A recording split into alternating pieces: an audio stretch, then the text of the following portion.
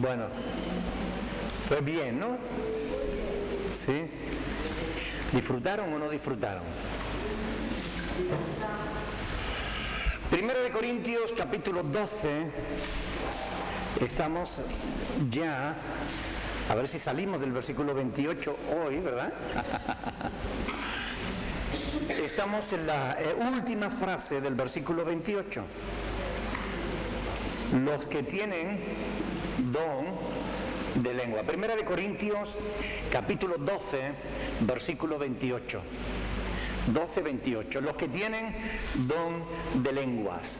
En el original es genegloson. Genegloson, que significa géneros o tipos de idiomas. ¿Ok? Si Pablo estuviese aquí dando una lista de importancia de los dones, observamos que el don de lengua está el primero o el último. El último, ¿verdad?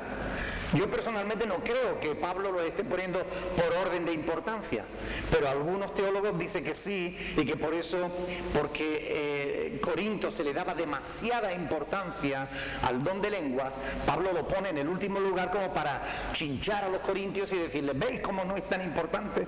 Y lo pone el último, ¿no? Bueno, no creo que fuera así, pero de todas formas es evidente que la importancia que los corintios le daban a ese don era exagerada. ¿Están de acuerdo o no? ¿Están aquí? Ah, bueno. Pensé, no sé si... Digo, se me fueron ahora. Realmente para los corintios el don de lengua era demasiado importante. Para ellos era un don especial. Pero realmente Pablo está diciendo que no es así, ¿no? ¿Alguien puede decirme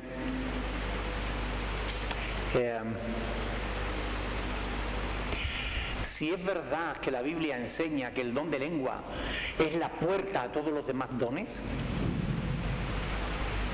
¿Enseña eso la Biblia? Sin embargo, sabemos que hay iglesias que sí lo enseñan así. Dicen que si tú no tienes el don de lengua, no puedes tener ningún otro don. Primero tienes que recibir el de lengua y ese abre la puerta a todos los demás dones. Ahora, eso no está en la Biblia, ¿verdad? No hay ni un solo pasaje que lo enseñe de ese modo. Así que es bueno quedarnos con lo que de verdad dice la Biblia y no con lo que no dice. ¿Ok? Es muy importante también darnos cuenta que ahora, después del capítulo 12, vamos a entrar en el 13, que es como un paréntesis en la discusión de Pablo con respecto al don de lenguas. Y nos va a hablar de ¿qué? En el capítulo 13, del amor, ¿verdad? Y es muy importante darse cuenta de esto, ¿no? Que Pablo le va a dar énfasis al amor por encima, no solo del don de lengua, sino de todos los dones. ¿Ok? Entonces, Pablo va a enseñar sobre el amor y va después a exigir a los corintios que se comuniquen, pero con la inteligencia.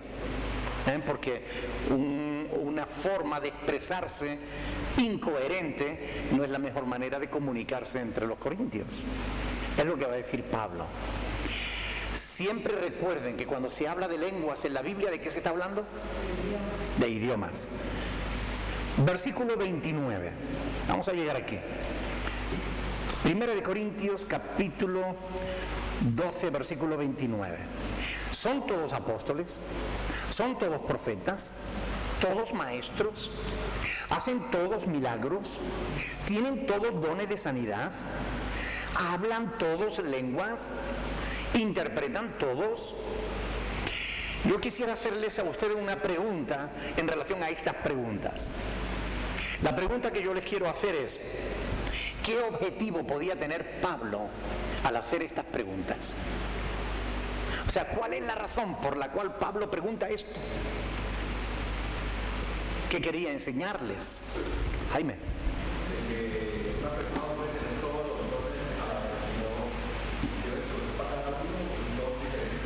Que todas las personas, o sea, que una persona no puede tener todos los dones. Sino que Dios da diferentes dones a diferentes personas. ¿Están de acuerdo o no? Dora Luz. Y que cada uno cumple una función diferente según el don que ha recibido, ¿verdad? Muy bien, perfectamente. Eso realmente es lo que Pablo está enseñando aquí, que en la iglesia no todos van a ser apóstoles, ¿verdad? Ni en la iglesia todos van a tener don de lenguas. Es curioso que sea tan claro, porque estas preguntas que Pablo hace aquí requieren respuestas sí o no. En realidad son preguntas retóricas, pero si requirieran una respuesta, ¿cuál sería? No. ¿Son todos apóstoles? No. ¿Todos profetas? No. ¿Hacen todos milagros? No. ¿Hablan todos dones de lengua? No. Es decir, la respuesta es no. No todos en la iglesia van a tener que hablar en lenguas. No todos en la iglesia van a tener que ser pastores o maestros o apóstoles, ¿verdad? Aunque hay muchos que quieren serlo, ¿verdad? Hoy en día hay muchos que quieren ser apóstoles. ¡Ay! ¿Cuántos apóstoles han surgido en los últimos tiempos, verdad? ¿Saben ustedes que ya hay uno que dice que es apóstol de apóstoles? O sea, que se ha convertido en papa solo. Es en serio, no es broma, ¿eh? Hay uno que dice que es apóstol de apóstoles. En realidad es un embustero como la copa de un pino, pero bueno. Es alguien que se ha vuelto loco, porque está diciendo cosas que son contrarias a las que enseña Dios en su palabra.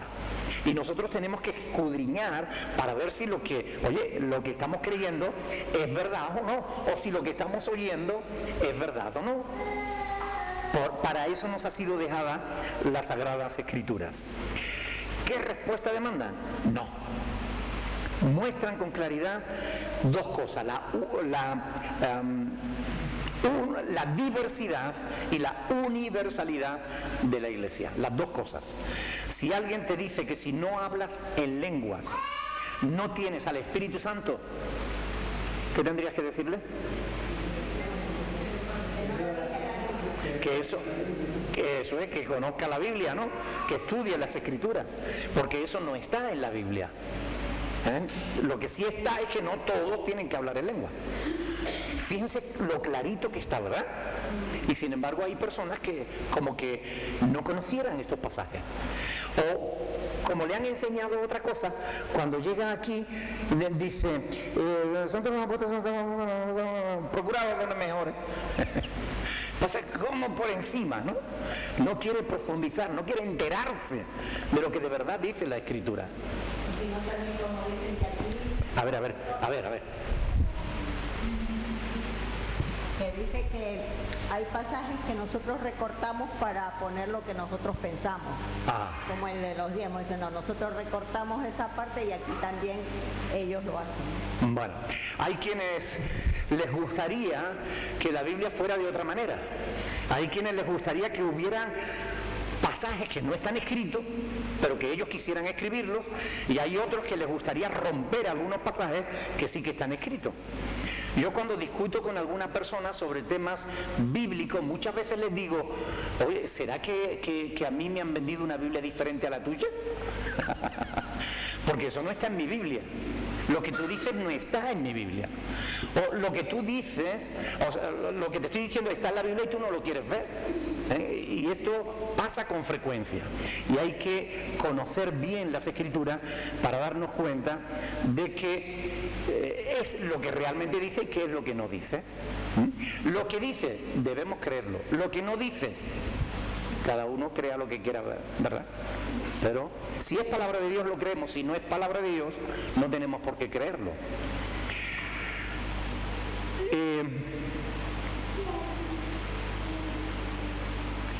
¿Puede alguien en la iglesia, lo que decía antes el hermano Jaime, puede alguien en la iglesia decir, yo tengo todos los dones?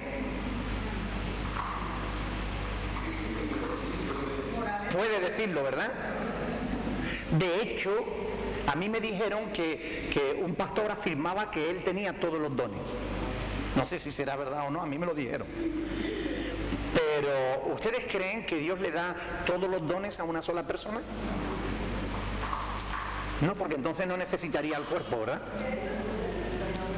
Claro. Y realmente Dios reparte a cada uno, no a uno solo, a cada uno, para que nos necesitemos mutuamente los unos a los otros, para que nos podamos ayudar mutuamente e edificarnos mutuamente. Si alguien dice que tiene todos los dones, realmente una de dos: o es que no conoce la Escritura, o es que está mintiendo. Amén.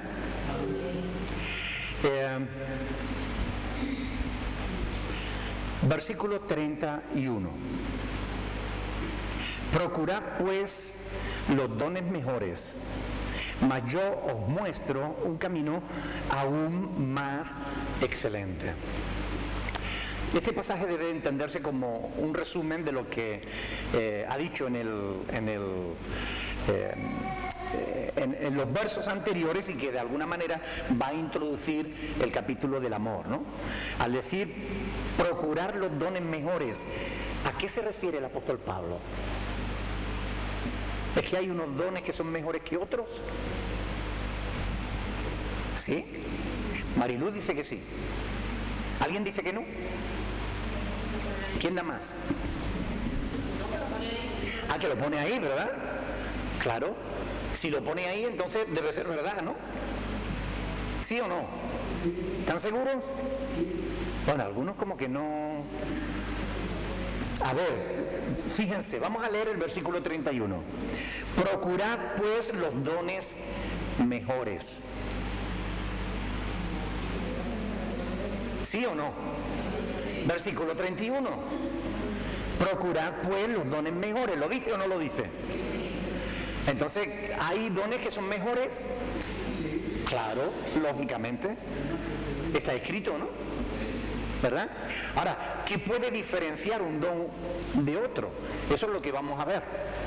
¿Ok? Porque tenemos que averiguar a qué se estaba refiriendo el apóstol Pablo al decir esta afirmación, ¿no? Algunos piensan que se estaba refiriendo al don de la redención. Quiere decir, a la salvación. Mire, yo creo que no tiene nada que ver con la redención. Y citan Romanos capítulo 5, lean conmigo, porque ellos tienen su texto que encuentran para apoyarlo, ¿no? Capítulo 5, versículo 15.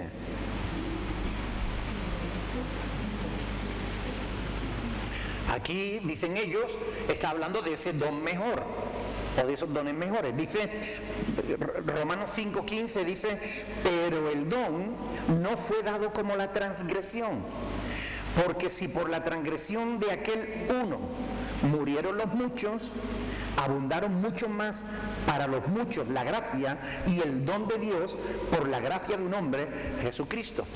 Y con el don no sucede como en el caso de aquel uno que pecó, porque ciertamente el juicio vino a causa de un solo pecado para condenación, pero el don vino a causa de muchas transgresiones para justificación. Aquí se está hablando del don de la redención, ¿verdad? Y algunos piensan que cuando Pablo dice procurad pues los dones mejores, se refiere a esto. ¿Ustedes creen que se refiere a esto? Yo creo que el contexto de 1 de Corintios no tiene nada que ver con esto. Él está hablando de dones espirituales y no se refiere a la redención. Se refiere, yo creo, a lo que después vamos a encontrar en el capítulo 14, versículo 1. Dice, seguid el amor y procurad los dones espirituales, pero sobre todo, ¿qué dice? Ya Pablo está diciendo que hay algunos más importantes que otros o mejores que otros, ¿no les parece? Ahí Pablo está diciendo, pero sobre todo que profeticéis, es decir, que habléis en nombre de Dios la verdad. Profetizar es exponer la verdad de Dios. Si tenéis que anhelar algún don, Pablo dice, seguid el amor y procurad los dones espirituales, pero sobre todo que profeticéis. Fíjense, por ejemplo, en el versículo 12, 14-12. Dice, así también vosotros, pues, que anheláis dones espirituales, procurad abundar en ellos. ¿Para qué? Para edificación de la iglesia. ¿Cuáles son los dones mejores? Aquellos que edifican a más gente. Cuanto más personas pueden ser edificadas por el uso de ese don, tanto mejor es ese don. ¿No les parece? ¿Están de acuerdo o no? Claro, es así. Hay dones que benefician a pocas personas y hay dones que benefician a muchas personas. Pues Pablo lo que está diciendo es eso: abundad, desead los dones mejores, aquellos que edifican a más gente. ¿Ok? Y de esto es de lo que Pablo está hablando aquí. Ahora, dice,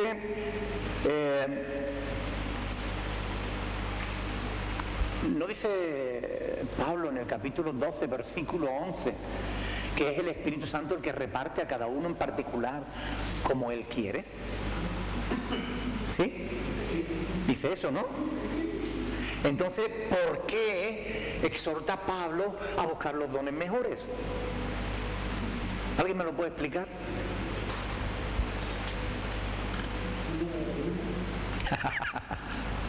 ¿Qué digo? Repito la pregunta. Si es el Espíritu Santo el que reparte los dones, dándole a cada uno como Él quiere, ¿por qué Pablo nos dice procurar los dones mejores? ¿Por qué?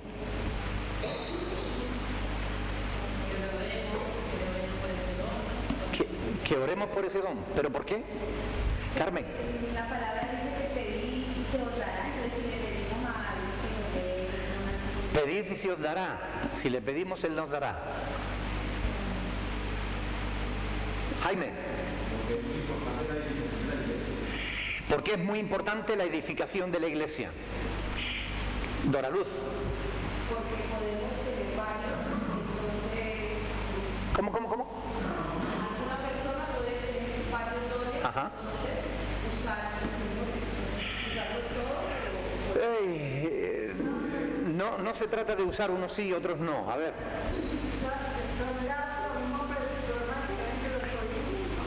¿Cómo? Claro que era por el problema que había en los corintios. Claro, esa es la razón. Es decir, ellos le estaban dando mucha importancia a un don. ¿A cuál? Al don de lenguas. Y Pablo dice, bueno, pues ya que anheláis dones, ya que buscáis dones, buscad los mejores, los que más edifiquen. Es decir, de eso se trata. Ya que los anheláis, es el Espíritu el que los reparte a cada uno en particular como Él quiere. Pero si vais a pedir, pidan los mejores. ¿Ok? Esa es la intención del apóstol. Que pidamos a aquellos que más van a edificar a la iglesia. Y es que en Corinto se le daba demasiada énfasis a ese don de las lenguas, ¿no? Igual que hoy, ¿no? En algunas congregaciones, ¿verdad? Hoy también se le da mucha importancia a ese don en muchas iglesias.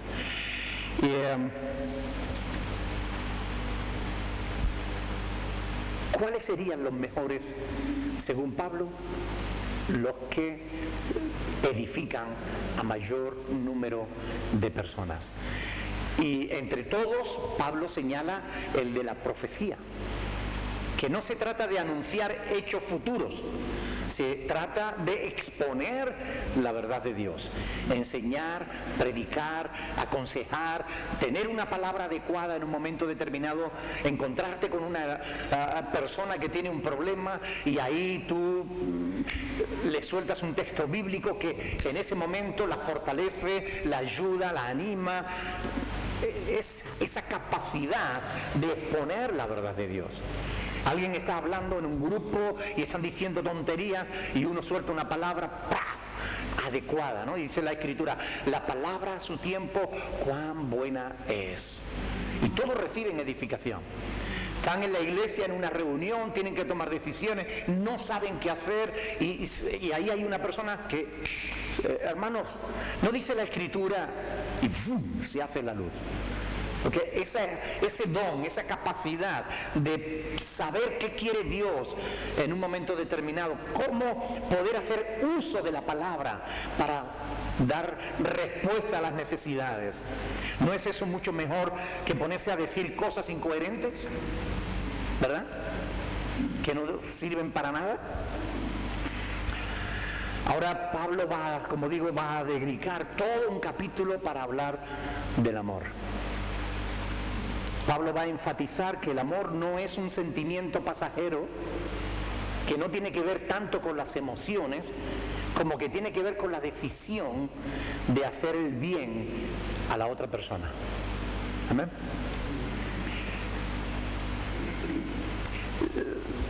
La tenencia de un don,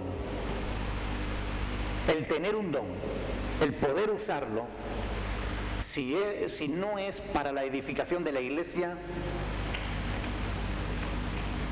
¿para qué sirve?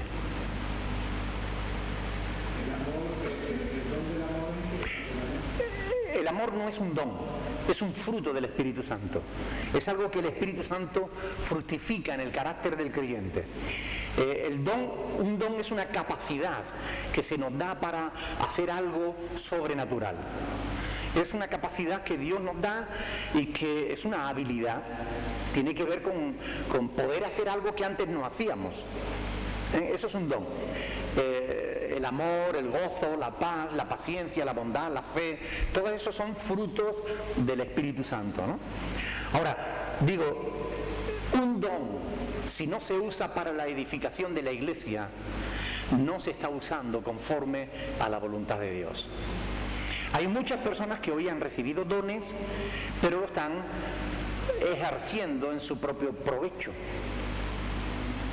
no para la edificación de la iglesia. Dios va a tener en cuenta eso. Cuando no usamos los dones para la edificación de la iglesia, no aprovecha a la iglesia, no le aprovecha al pueblo de Dios, y puede ser para nuestra perdición. Por eso es muy importante saber qué don me ha dado Dios y cómo lo estoy usando y para qué es lo que me motiva, ¿verdad? Porque ahí por ahí, si Dios te da un don de profecía, es decir, de predicación, y tú lo utilizas pues para vender seguros, pongo por ejemplo, sí, claro, Dios te da la capacidad de poder convencer, de poder hablar con convencimiento, y ahora tú vas y usas ese don para vender seguros y hacerte rico. Dios te da un don de canto para alabarlo y glorificarlo, y ahora tú lo usas solo para hacerte rico vendiendo discos.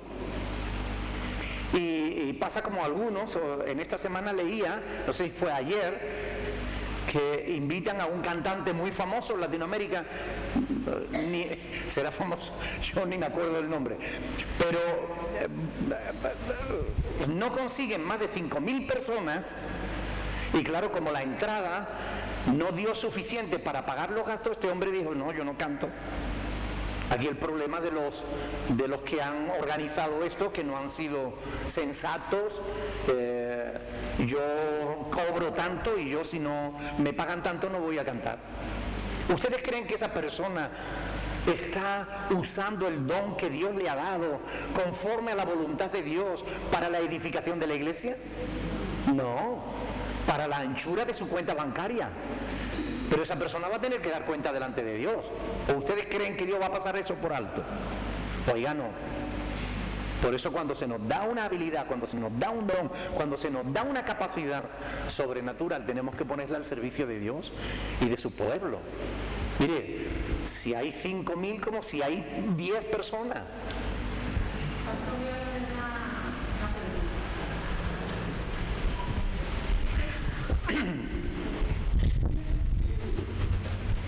Hágala, mi hermana. Lo que pasa es que en Colombia hay una señora, yo no la conozco personalmente, pero ella salió siendo familiar de la suegra de mi hermana. Esa señora, ella, yo no sé si es un don o qué, pero ella tiene esa capacidad yo no sé, ella ver a una persona y ella le dice las cosas, pero ella no trabaja eso. Simplemente ella ve a una persona y ella empieza a inquietarse mucho y ella como que se esconde y la familia de ella no la deja decir las cosas, porque ella después de que le dice las cosas a las personas ya se pone toda mal. Entonces yo quería saber, allí por ejemplo eso es malo, porque ella las cosas que dice suceden. Ajá. Entonces, pero ella no trabaja eso porque ella, inclusive ella parece que le fuera como la, no sé, como la olla, yo no sé. Claro, eso no es un don de Dios, eso es una imitación de un don de Dios, eso es adivinación. Y eso es algo que Dios aborrece, dice la Escritura. Fíjense en Deuteronomio capítulo 18, lean conmigo. Quinto libro de la Biblia, Deuteronomio capítulo 18, cuando el pueblo de Israel iba a conquistar la tierra prometida. La tierra prometida estaba llena de pueblos paganos que tenían costumbres muy feas y que Dios quería corregir. Por tanto, Deuteronomio capítulo 18, versículo 9. Cuando entres a la tierra que el Señor tu Dios te da, fíjense lo que dice Dios. Dice, no aprenderás a hacer las que abominaciones. ¿Sabes lo que es eso? Las abominaciones son las cosas que Dios aborrece. Una abominación es algo aborrecible. Dice, no aprenderás a hacer según las abominaciones de aquellas naciones. No sea hallado en ti quien haga pasar a su hijo o a su hija por el fuego. Esto era una práctica habitual de aquel tiempo. Había ídolos a los que se les sacrificaban los hijos. Cuando una pareja tenía un bebé, el primogénito, se echaba vivo en el fuego. Porque si no lo hacía, después ese ídolo, ese dios falso, después no te daba más hijos. Entonces tu primer hijo debía sacrificárselo vivo. Y entonces Dios dice, cuando entres en la tierra que el Señor tu Dios te da, no aprendas a hacer esas cosas. Son cosas que Dios aborrece. Y dice, ni quien practique ¿qué? Adivinación. Cuando una persona ve a otra y dice, pues tú de pequeña a los 5 años te pasó no sé qué y no sé cuánto, y tú eres, sin conocerla. Cuando esa persona tiene datos de esa otra persona sin haberla conocido, está practicando la adivinación, que según Dios es algo que Él abomina, algo que Él aborrece. Porque en realidad no existe la adivinación, sino que un demonio que conoce a esa otra persona le da la información a la adivina. ¿Ok? Por tanto, mira, tu abuela se llamaba no sé qué y tu padre que falleció te manda un mensaje y te dice, todo eso es espiritismo, adivinación, brujería. Dice, mire, ni quien practique adivinación, ni agorero, ni sortílego, ni hechicero, ni encantador, ni adivino, ni mago, ni quien consulte con los muertos, porque es abominación para con el Señor cualquiera que hace estas cosas, y por estas abominaciones el Señor tu Dios echa estas naciones de delante de ti. Es decir, Dios no quiere que se practique eso. Por eso es muy importante conocer bien la Escritura, porque hay personas que practican la brujería creyendo que es un don de Dios. Hay personas que practican la adivinación creyendo que es un don de Dios. Hay personas que practican la curandería creyendo que es un don de Dios. Y no tiene nada que ver con Dios, tiene que ver con el diablo. Por eso es muy importante conocer bien la Escritura para saber qué viene de Dios y qué no viene de Dios. Primera de Juan capítulo 4, versículo 1, dice, probad los espíritus si son de Dios, porque no todos los espíritus son de Dios. Probad los espíritus. ¿Cómo se prueba? A través de la Sagrada Escritura. Si lo que hace o lo que dice es contrario a la voluntad de Dios, tenemos que decir, apártate de mí. ¿Recuerdan el caso cuando Pablo se encontró con una muchacha que tenía espíritu de adivinación? Y